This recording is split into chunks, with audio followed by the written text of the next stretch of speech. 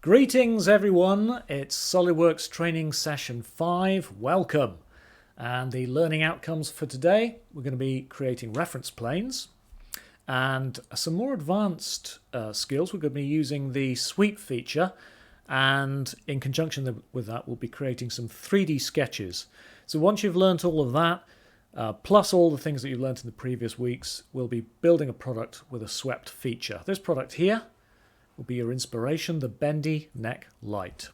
So without further ado, open yourself a new part in SolidWorks and let's make a start. So reference planes to start with. I'm just going to draw on the top plane. Doesn't matter what plane you draw on, but if you just draw an off-center rectangle, so a rectangle with the corner on the origin, and I must stop doing that. Use the smart dimension. I'm going to go 100 by 50 and let's extrude that up 50, actually less than that, 30, that'll do.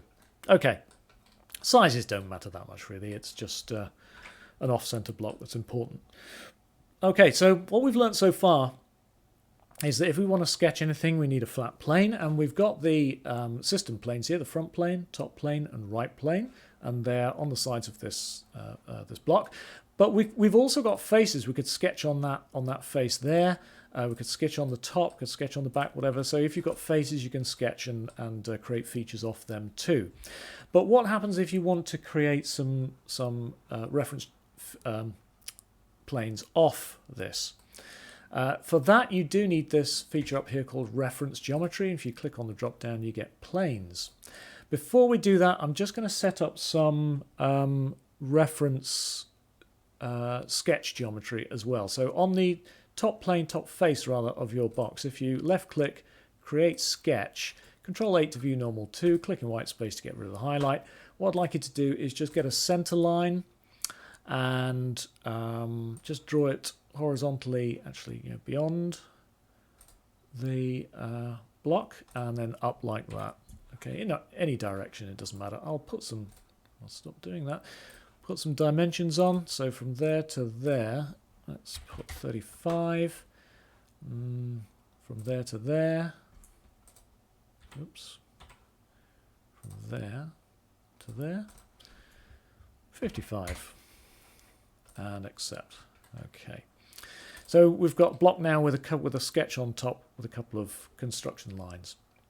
Okay, so to create some reference planes then, features, reference geometry, plane, which opens up your plane dialog box on the left hand side here. And you notice it's asking for first it's asking for a first reference here, and there's two others. We can actually define planes with just one reference. Sometimes it takes two, sometimes it takes all three. It depends on how you want to specify it.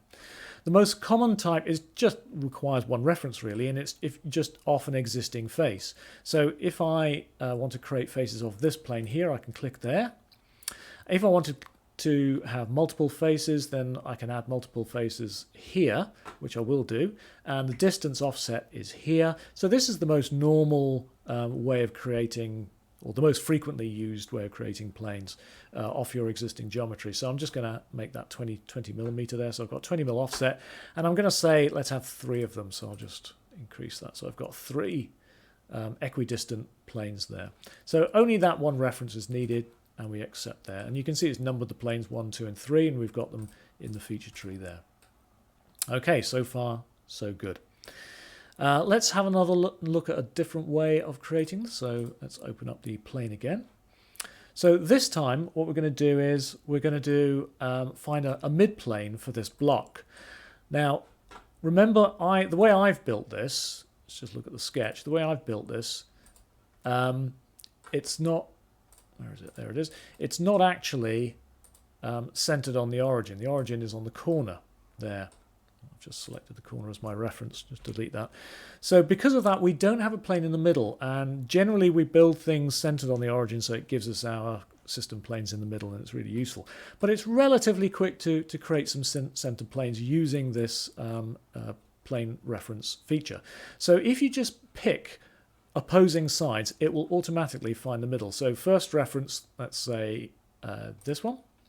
Second reference, this one. So we've got our two references, and notice that it's defaulting to mid-plane, which is usually what you want. So it's giving us a mid-plane there. And if these were at different angles, it would find half the the midway angle as well. So it doesn't have to be parallel planes. So accept that. And it's sometimes useful to rename the planes. I'm just going to, this just extends the plane graphically. Actually, the plane is infinite in all directions. But if you want to rename the plane, it's very easy. If you just right-click, and there should be rename tree item, you can do it that way. Or if you just click on it twice slowly, it then highlights the text, and I'm going to call that mid-plane. Mid-plane. And hit enter. And notice that it updates in the viewport as well, so it's given it the name mid-plane. And this is useful if your feature tree gets really long and you want to refer back to the mid-plane or use it again. It's really easy to find if you've hidden it, so you might have hidden it, but it's really easy to find again in the feature tree if you've given it a special name, a unique name. Okay, that's the mid-plane there. Let's have another look at a different way of creating a plane. So this time we're going to use 3 points. So 3 points defines a plane. 2 points is enough, but 3 fully defines a flat plane. So I'm going to choose to make a plane through the diagonal of this block. So if I choose these vertices or points, and the other one, can't pick that up unless I expose it. There we go. There we go. So those 3 points there define that plane. It's gone blue. Say yes. So all 3 references create that diagonal plane. I'm going to rename that. So I'm going to click on the name and call it diagonal plane. Hit enter. And there we go. You can see that diagonal plane, but if I just, there we go. So now you can see the name there, diagonal plane. Which is really useful because if you wanted to create a feature that's now off the general rectilinear geometry, much easier now because I can just click on that plane, create a sketch, Control 8 to view normal 2, do it again so I can see what I'm doing. Okay, and then I'm going to pick a circle, go in the middle of that corner there, and now do a cut extrude both ways, extrude cut, through all both, and accept. So you can see we've got a non-regular hole. We've gone in a different direction to the one that we would normally use using the regular planes. So that's really useful. And a couple more ways using the reference geometry. I think I'm going to hide some of these now just to make it clearer what I'm doing. I'll hide all of them actually. There we go. So let's use this reference geometry now. So plane first reference. If I say these 2 edges here, so if I say that line there, okay, that's not enough to define it, so I need one more edge, so I'll use this edge of the block down at the bottom, and that's now fully defined. It's gone blue, accept. Okay, so those 2 references were enough, 2 lines, it's 3 points, but 2 lines is enough to define a plane as well. I'm just going to hide that now. And do one last plane, which is a very common one to use. Once you have a line, if you choose the end point and the line itself, you can get it to go on the end perpendicular. So new plane.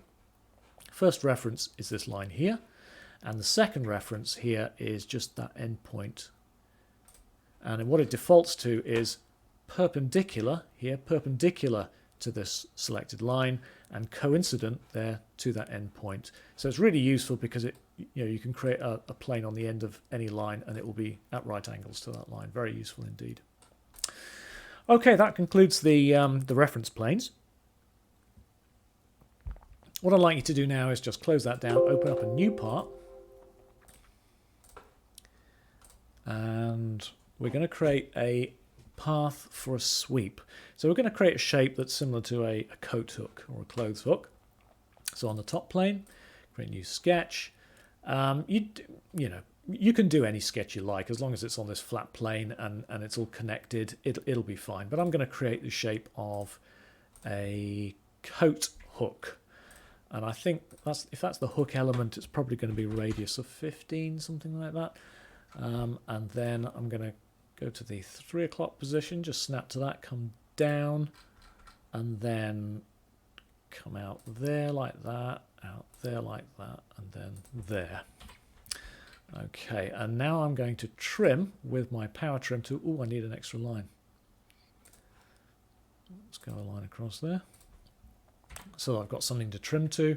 So now I can trim with power trim. Let's get rid of that and that. And we need to add some fillet radii now. So fillet radius, 10 mil. See what it looks like. Oh, that's a bit big. Let's try 5. That one, that corner, and that corner. Let's see what that looks like. That's not bad. And should we put some dimensions on that? I'm not going to bother. Okay, so it's not fully defined. I could move these, you know, if I wasn't too careful. There we go. But I'm going to leave it as is because it's just a quick path to illustrate the sweep feature. So accept that sketch. And what we're going to do is we're going to draw something to sweep along that path. On my drawing, the right plane goes through perpendicular to this bottom line here. So this is where I'm going to draw the profile. So right click on that face, the right plane, and Control 8 to view normal 2. And I'm going to have a center rectangle, and I'm just going to draw it off it like that, and then see what we've drawn. Now, because we don't have a point here, it's difficult to get this point to actually be coincident with this. So let's see what it picks. So I'm going to click that center point of that rectangle sketch, and then I'm going to hold down Control and pick the line.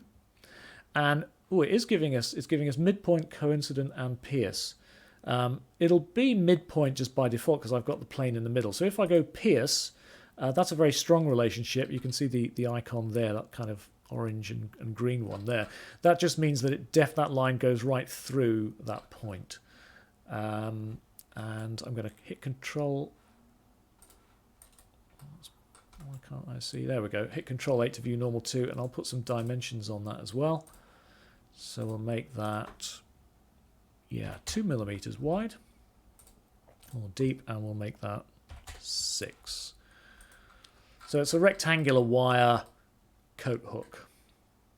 All right, so now we've got everything. We've got our path, this line on a 2D plane, and we've got our profile that we're going to sweep along it. So now if you go to Features, Swept Boss Base, notice that it's selected by default the sketch profile we created. I'm just going to delete that for now.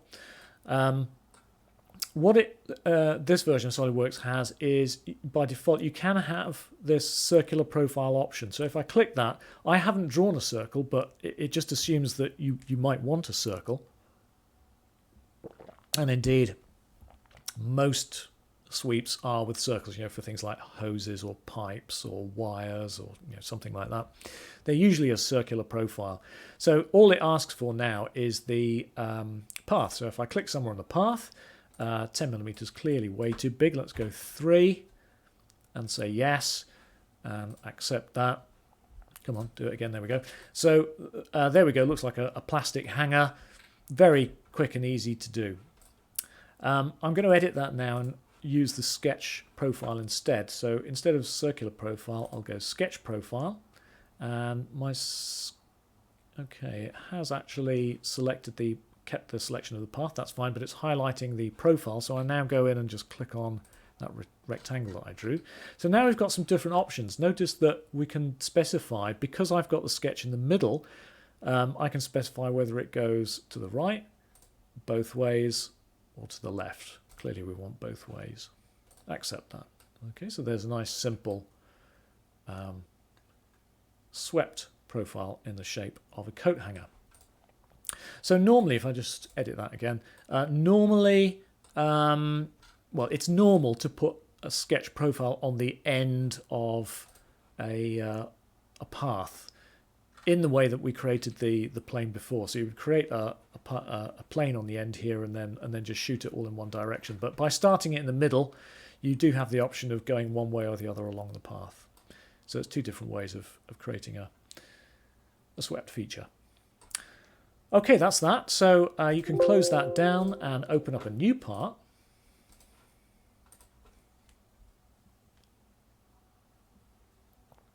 And similar to the first exercise, what I'd like you to do is on the top plane create a sketch and create a corner rectangle and snap to the origin, click once, pull out a rectangle, go that way, no, go back, doesn't matter really, and then go ahead and dimension it. Size doesn't really matter, but let's go 100 by, you just round up whatever you've got, 60, that's okay. Accept that, and then go ahead and extrude that up 30. Okay. All right, so we've got our block, and what I'm going to do is similar to, where's the product that you're doing today? So today's product is this bendy neck light. So I'm going to illustrate how you can create a 3D sketch to drive a profile along that path. Okay, so it's a three-dimensional sketch because it doesn't exist just on one plane. So as part of the underlying construction, we need a few planes, let's say on the left-hand side of this. So go to your features and reference geometry, go to plane, and just select that side face there. We're going to have two instances. Come on, there we go, two instances, and the distance a bit more than that. Let's try, what's 30 look like? Yeah, that's okay. Maybe a bit more. Let's try 50. That looks better. Okay, so I've gone about half the distance of the block that I've got there. Okay, so I've got my two planes, and the next thing I want to do is create the head of this light. Okay, I'm just going from one body to another, so I need to create another body, and because that's in a different place in space, I'm having to do it on this offset plane here, number 2. So left click on that, create sketch, Control 8 to view normal 2, and I'm going to create a revolve feature. So I'm just going to use my line tool, and I'm just going to, at an angle, create a rectangle like so, and let's put a dimension on that. I'm going to make that a bit thinner, so that's 15. I'm going to make that 10. So remember, this is half of the cylinder. Let's leave it at that for now, and then revolve that about that line there. How's that look now? Okay, that's fine. Okay, so we've got two bodies, as we can see in our feature tree here. We've got the block and we've got the revolve, and next we're going to try and join it up with this flexible style connection. Now, the difficult thing about 3D sketching, and we're going to have to create a three-dimensional sketch to go between here. This is a bit more advanced.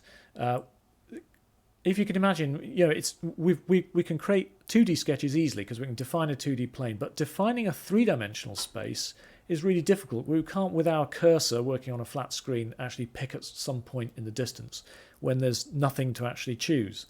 However, if there's reference geometry there, then it's very easy to snap to and pick. So we need to create, to make our jobs easier, we need to create some reference geometry. And all we're going to do is put some center lines in there and a center line in the middle of the block, and it'll give us endpoints to actually attach to.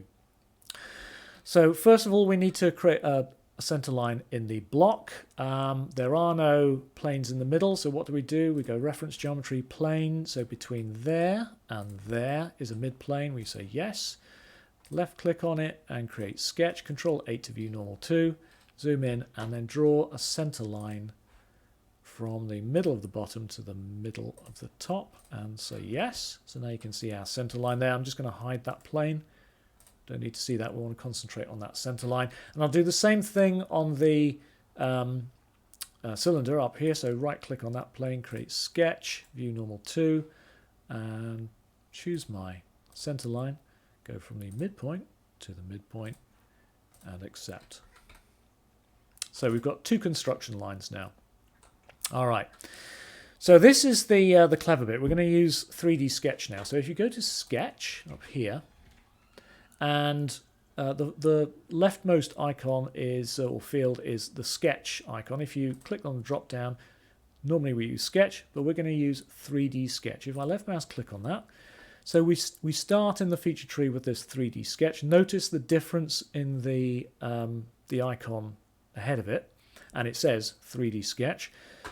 Quite often students might accidentally choose a 3D sketch, create a 3D sketch on a flat plane. It's still, you do have the option to do that, but you're then limited as to what you can do. So you can't actually do extrudes and things from a 3D sketch.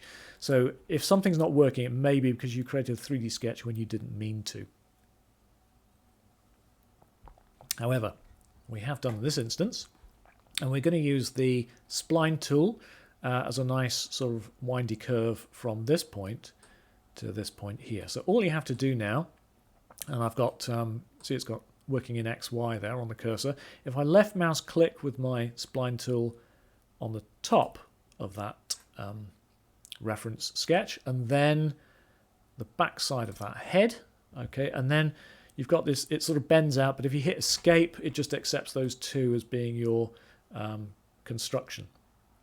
Okay, so that's not actually on a flat plane. They're in a different position. But if you wake up the spline, it should wake up or show the control handles, which you can then just roughly control and move into the sort of position you might want. Something like that. Okay.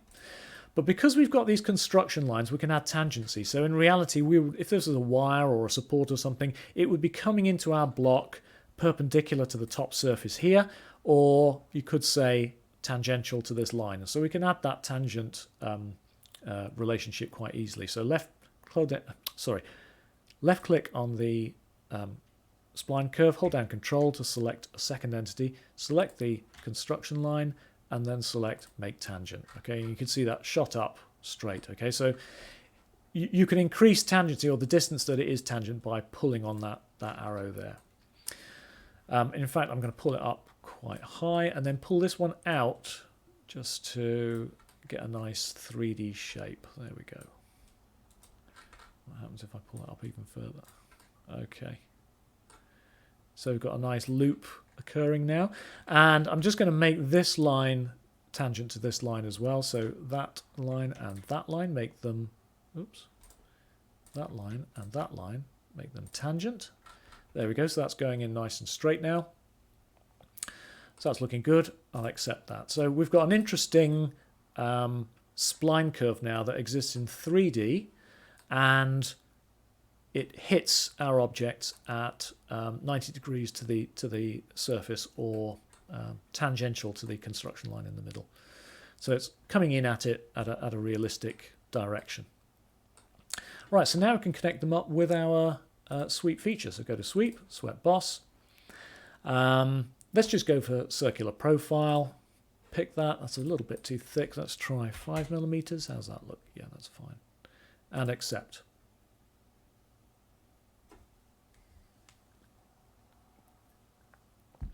So we had two solid bodies. We now have one solid body because that sweep has joined them together. It's merged everything together.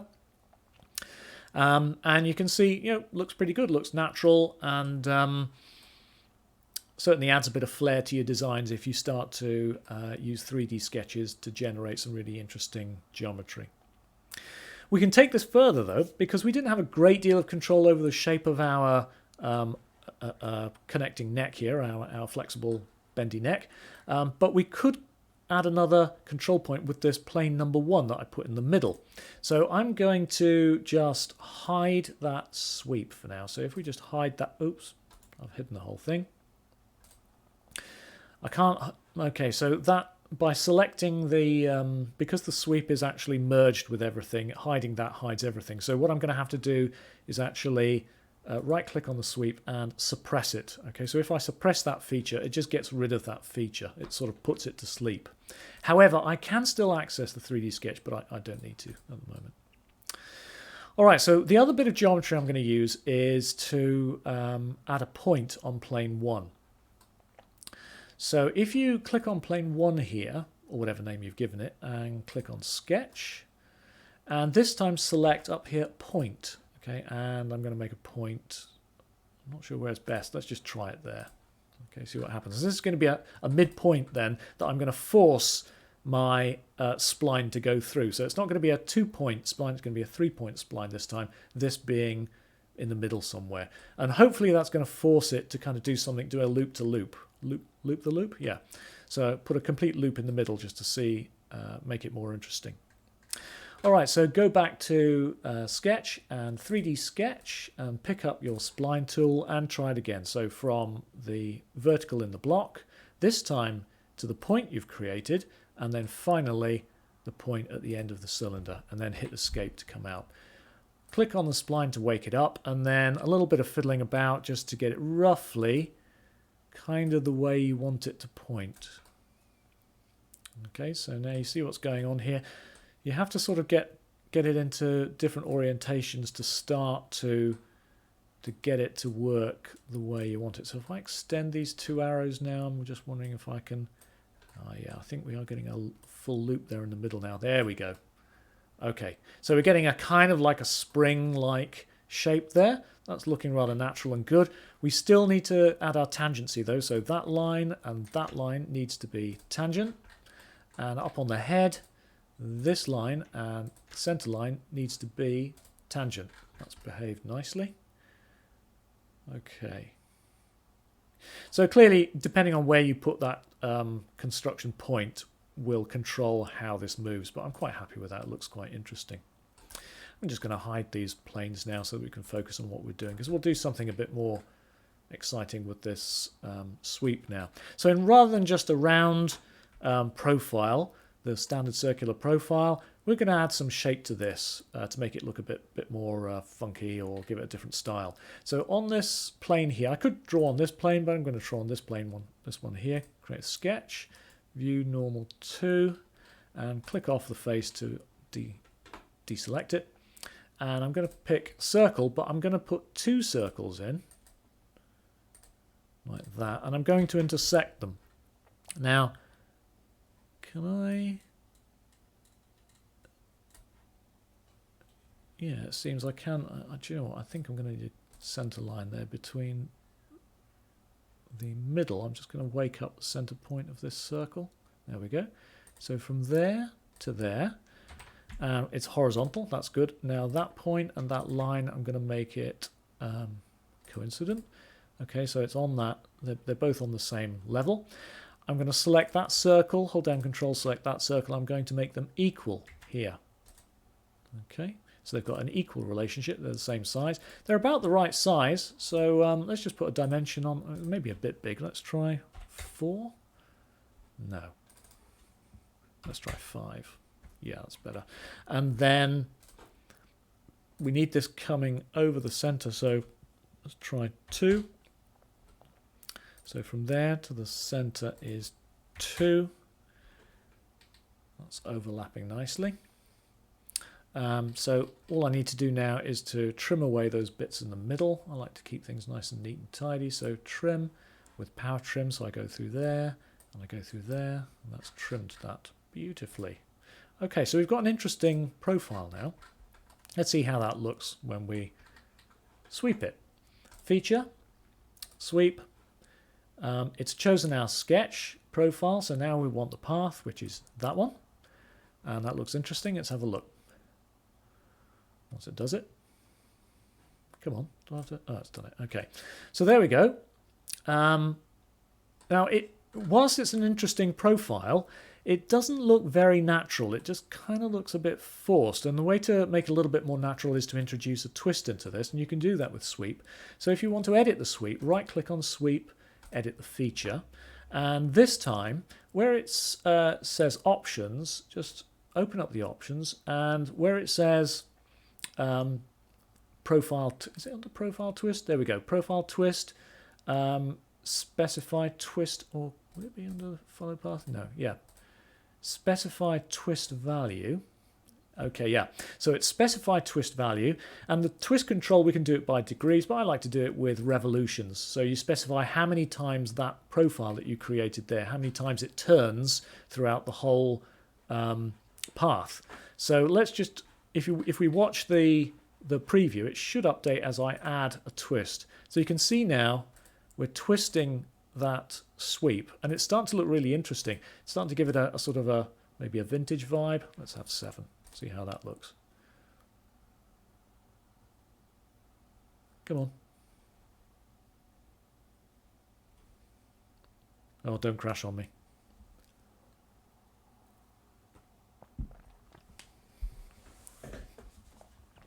This isn't looking promising.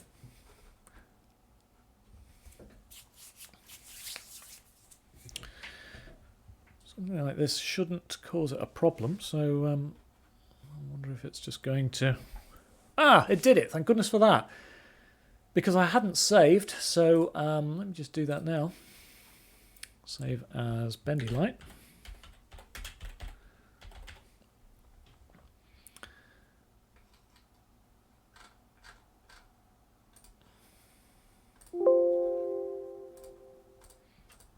Bendy Light 2.